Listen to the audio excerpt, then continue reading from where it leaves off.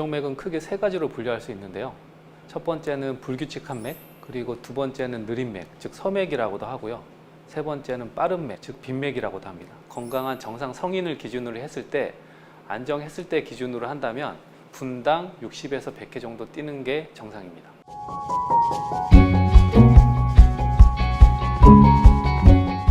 증상이 없는 경우도 있지만 증상이 있다면, 예를 들어서 환자가 느린 맥을 가지고 있다. 그러면 느린 정도에 따라서 어지러울 수도 있고, 아니면 숨이 찰 수도 있고, 아니면은 정상이다가 갑자기 느려지면은 실신을 하기도 하는데요.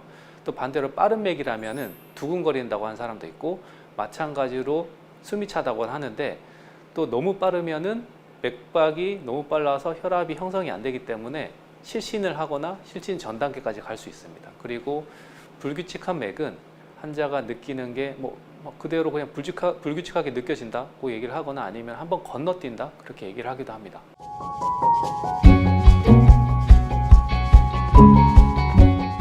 부정맥에 따라서 약간 다를 수가 있는데, 예를 들어서 서맥이 있다. 맥박이 본인은 정상은 아니고 한 55회, 54회 정도 좀 낮다, 안정됐을 때, 그렇다면 서맥의 기준은 합당하지만 증상이 없다면 특별히 치료하지 않습니다. 하지만 심방세동 같이 나이가 들어서 발생하는 부정맥인 경우, 가장 흔한 부정맥인데요. 그런 경우는 증상이 없는 경우가 거의 반인데, 그러면 치료를 하지 않아도 되냐? 그건 아닙니다. 왜냐하면은 심방세동이 있으면 그 환자가 증상이 없다고 하더라도 고혈압이 있거나 당뇨가 있거나, 아니면은 이미 중풍을 앓았거나 그러면 중풍이 발생할 위험이 높기 때문에 증상이 없더라도 중풍 예방약을 꼭 드셔야 되고, 부정맥에 대한 치료를 해야 됩니다. 그리고 증상이 없다가 갑자기 급사로 발생하는 병도 있거든요. 그런 경우는 급사와 관련된 부정맥 증후군이 있는데, 그런 경우에는 가족분들 중에 이미 급사한 가족이 있거나, 아니면 가족분들 중에 실신으로 왔는데 병원에서 어떤 유전이 관련된 급사 증후군이 가지고 있다. 그러면은 거기에 대한 검사를 해야 되고, 증상이 없더라도 급사 예방에 대한 치료를 해야 됩니다.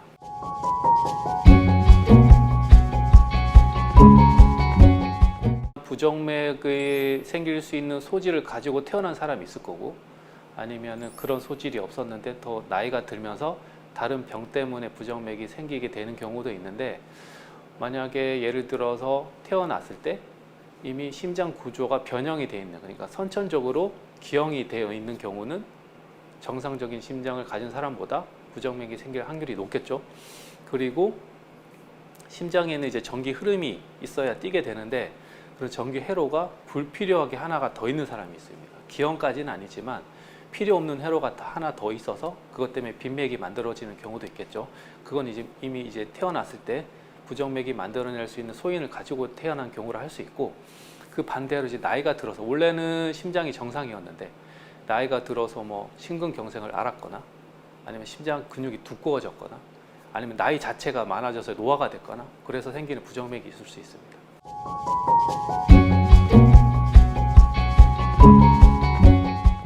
치료는 이제 약물 치료가 있겠고 시술적 치료가 있는데, 앞서 말씀드렸듯이 모든 부정맥이 치료가 필요하지 않지만 어떤 경우는 증상이 없어도 치료가 필요한 경우가 있습니다.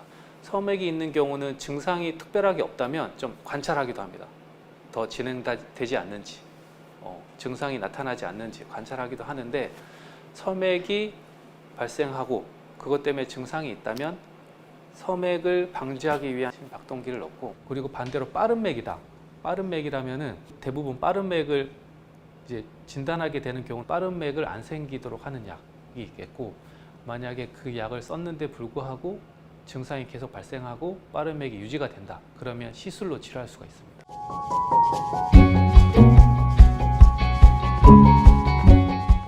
부정맥 종류에 따라서 완치까지는 아니지만 재발률을 낮출 수가 있어요.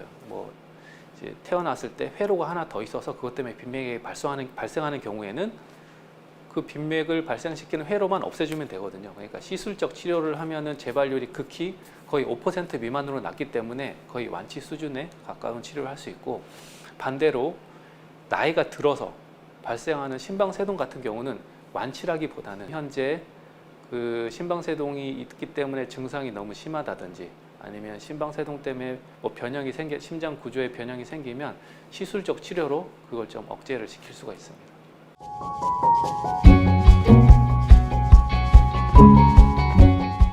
가장 치명적이라면 급사겠죠.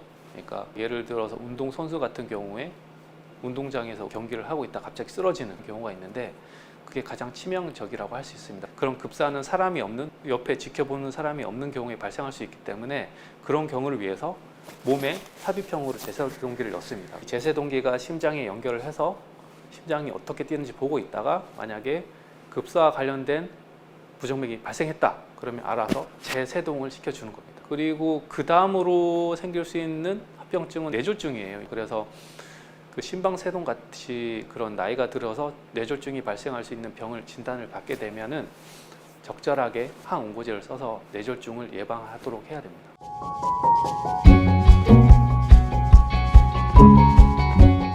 간단하게 말씀드리면은 가장 먼저 얘기하는 게 담배나 술을 드시는지 우선 확인해서 담배나 술을 끊으셔야 됩니다. 그리고 짜게 드시지 말아야겠죠. 나트륨 몸에 들어가게 되면 혈압 올리게 되고 그러면 심장은 그만큼 일을 더 해야 되기 때문에 또 지치겠죠. 덜 짜게 뭐 싱겁게 먹는 게 심장에 도움이 됩니다.